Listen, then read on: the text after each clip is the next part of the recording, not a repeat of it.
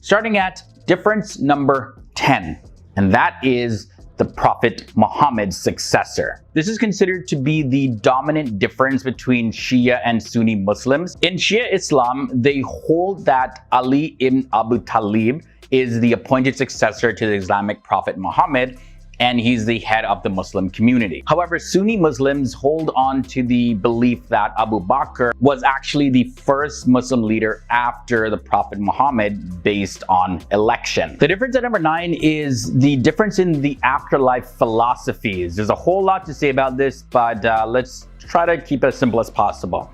Both Sunnis and Shiites believe that in the afterlife, there's either paradise or hell.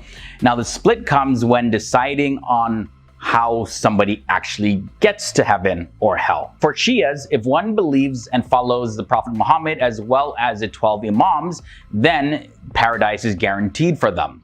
However, Sunni Muslims believe that they must have faith in Allah, His prophets, believe in the righteous deeds presented in the entire Quran, as well as accept Muhammad as the final prophet in order to have a chance at attaining paradise. But even if you do all of the above, you're still dependent on the mercy of Allah. Let's talk about self-flagellation. This is a big one. So Sunnis disagree with the practice of self-flagellation so much that they view it as a sin, like a big sin. They do not even participate in the act in any capacity, in any way, shape, or form. Now, over to the Shias, they practice self-flagellation to commemorate the martyrdom of Hussein.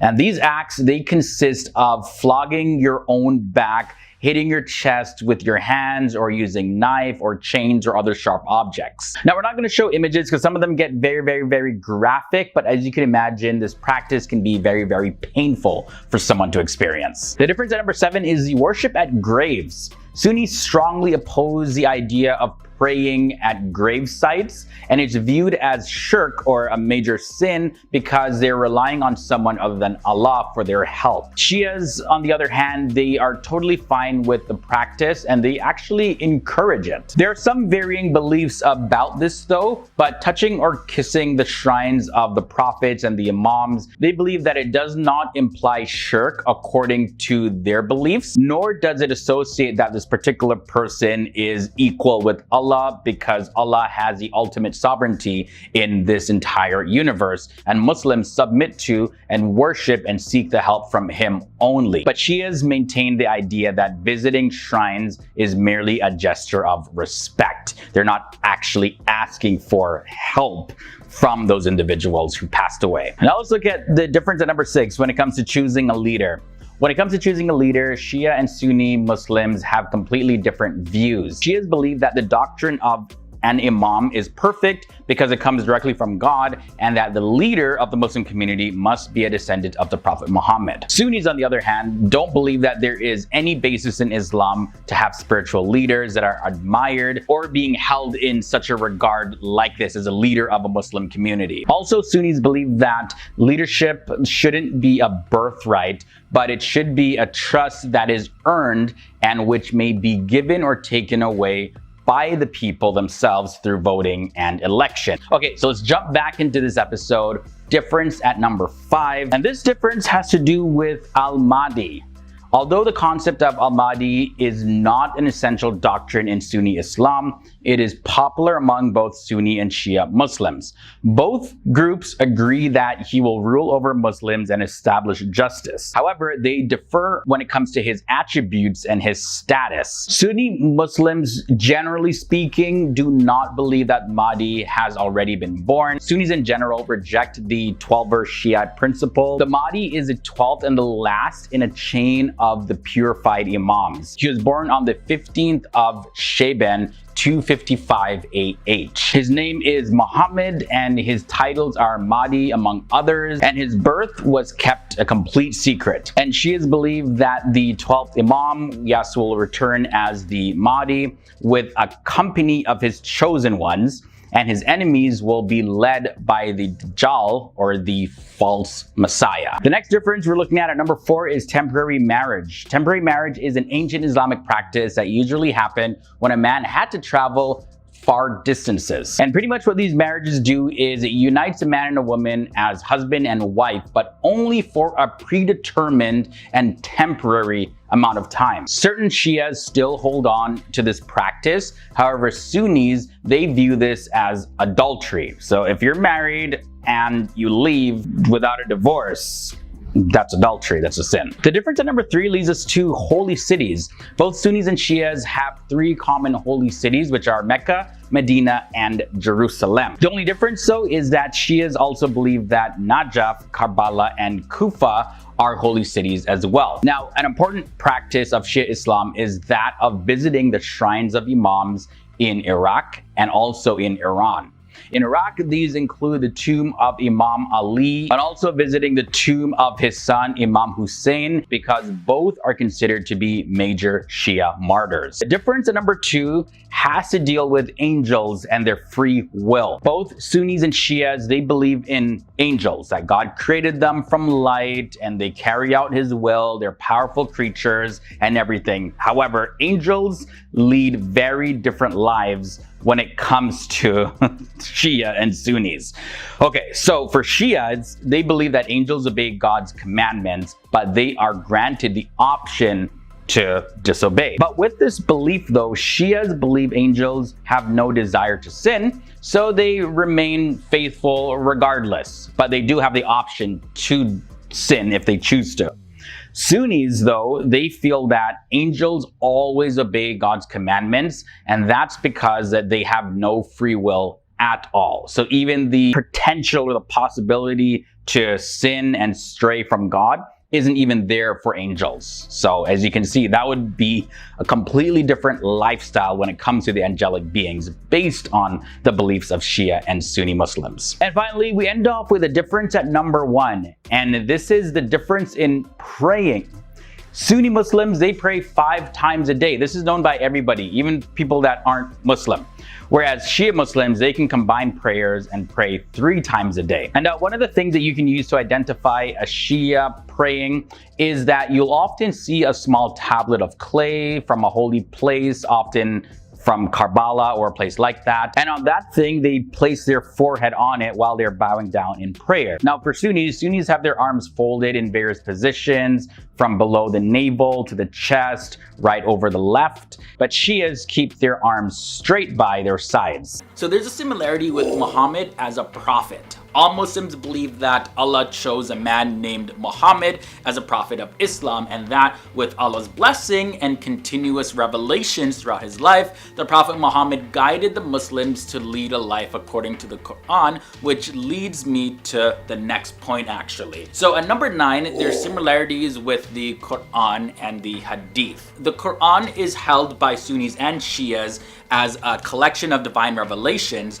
and also the Hadith is viewed as the sayings, teachings, and the practices of the Prophet Muhammad, which serve as a supplement to the Quran. In a short period of about 22 years, from 610 to 632 AD, the Prophet Muhammad succeeded in leaving a great political as well as spiritual legacy that ultimately led to the establishment of Islamic civilization. Sunnis and Shias 100% both agree on this. For number 8, let's take a look at the greatest virtues. Both Sunnis and Shias believe that piety, which is just another way to say religiousness, the righteous observance of the principles of the Quran, as well as striving for goodness in daily life, are the greatest virtues of human beings. Just gotta be a good person, you know? If only we're that simple. Be a good person. That's it. That's all you gotta do. From there, let's look at the similarities with law and human rights. So both Sunni and Shia Muslims, they agree on the need for a strong ethical as well as a moral code to regulate human behavior in all the different aspects of life. Social justice is also believed to be a fundamental right. So regardless of who you are, you got rights, and we need to have moral codes and ethics everywhere because, you know, we're all human beings, we share this planet. We all should be given a chance, you know, a fair chance at life, and be treated with respect and love and appreciation. Moving on to number 6, the pillars of Islam. Sunnis and Shias, they share the belief that there are 5 pillars of Islam, specifically like these 5 practices. The 5 pillars generally associated with Sunni Muslims are the oneness of Allah and the prophethood of Muhammad. Then there's the 5 obligatory prayers, There's also the fasting and charity and the pilgrimage to Mecca at least once in your lifetime. Now the thing is that Shias also recognize the importance of these acts, and they also have fundamental beliefs that are often seen as the 5 pillars of Shia Islam. And those are Tawhid, which is monotheism, which is a belief in the oneness of God. Then there is Adl, which is a belief in God's justice. Then Nubuwa, which is the prophethood. The Imama, which is the succession to the Prophet Muhammad, where we get the word Imam. And then there's Mi'ad, which refers to the Day of Judgment and the resurrection. So this is a similarity that's kind of a difference as well. But the main similarity though is that when I talked about the 5 pillars of Islam that are associated with Sunni Muslims, Shias hold those in high regard as well. So although you can find different quote-unquote pillars in each of these sects, now let's take a look at the last 5 similarities that I want to share. Number 5, we have the lunar calendar. Both of these sectors of Islam, they share the Muslim lunar calendar. The Islamic calendar depends on the movement of the moon. So the beginning of each month is marked by the observance of a new moon. For Islamic events, Sunnis and Shias do not use the Gregorian calendar. It all depends on the lunar calendar. There's also a similarity with Ramadan. So I mentioned the fasting, and that happens in the month of Ramadan. And Ramadan is the 9th month in the Islamic lunar calendar, and it's observed by Muslims worldwide as a month of fasting, as well as prayer, self-reflection, and community. Similarity at number 3 is prayer. So Salah, aka prayers, is an obligatory religious duty for every single Muslim. These prayers are a physical, mental, as well as a spiritual act of worship that is observed and done in certain ways. Muslims, while praying, will stand up, they'll bow, they'll prostrate themselves, they'll sit down, and there may be variations in the specific way in which the prayers are conducted for Sunnis and Shias, but prayer is a full mental, emotional, and physical experience for both, usually accompanied by reciting verses of the Quran. Getting more into the specific of the similarity of charity at number 2, sadaqah, which refers to giving to charity, is also one of the common things between Shia and Sunni Muslim. It's an optional charitable giving though that's practiced as a religious duty out of generosity. Both the Quran and Hadith really emphasize spending money to help somebody in need, and also they urge Muslims to give more as an act of optional charity. According to the Quran, it says, spend something in charity out of the substance which we have bestowed on you, before death should come to any of you. And that's found in the Quran, Surah 63, verses 10. And as a matter of fact, in the Quran, Surah 107, verses 1 to 7, you'll find one of the early teachings of the Prophet Muhammad. And that teaching was God expects people to be generous with their wealth and to not be very stingy with it. And finally, the similarity that I want to mention at number 1 is both Sunnis and Shias perform Hajj. This is an Islamic pilgrimage called Hajj. Is performed during the Islamic month of Dhu al-Hijjah, and it's done in the city of Mecca. Mecca is the only pilgrimage site officially accepted by all Muslims, but Iran and Iraq are home to various different sites that are also considered holy to Shia Muslims. First, we gotta look at the split. So Islam split into 2 main branches after the Prophet Muhammad had passed away in the year 632, and these 2 groups came to be known as Sunni and Shia. Sunni came to mean a person or a group who follows the teachings and traditions of the Prophet Muhammad, and the title comes from Sunnah, which means tradition. Now, the word Shia refers to a person or a group who follows the path of Ali, and he was the son-in-law of the Prophet Muhammad and also the 4th Caliph or ruler of Islam. And the root word for Shia means following. Now, most people in these groups recognize each other as equally Muslim because many of their core beliefs are the same, which I'll be talking about a little bit more later on in this episode. But number 9, let's look at the respect that they have for the Prophet. Both Sunni and Shia Muslims, they respect the Prophet Muhammad, and also they respect his family and the companions. Both groups recognize Abu Bakr ibn Abi Quhafa, as well as Umar ibn al-Khattab, as well as Uthman ibn Affan, and also Ali ibn Abi Talib, and they believe them to be successive caliphs. All were virtuous companions of the Prophet Muhammad. You'll find this in both Sunni and Shia Islam. Ali is also respected by both. Let's talk a little bit more about Ali ibn Abi Talib, who lived from 601 to 661 AD, and his relationship with the Prophet Muhammad is one of 2 main points of difference between Sunni and Shia Muslims. but he is greatly honored by both Sunni and Shia. Both recognize him to be the cousin as well as son-in-law and companion of the Prophet, while Shias consider him to be the first infallible Imam. Sunnis recognize him as one of the four righteous caliphs. Both of them recognize him as the fourth caliph, like I just mentioned a little bit earlier. And by the way, caliph is a leader or ruler of the Muslim community. Now let's look at intermarrying. So here's the thing.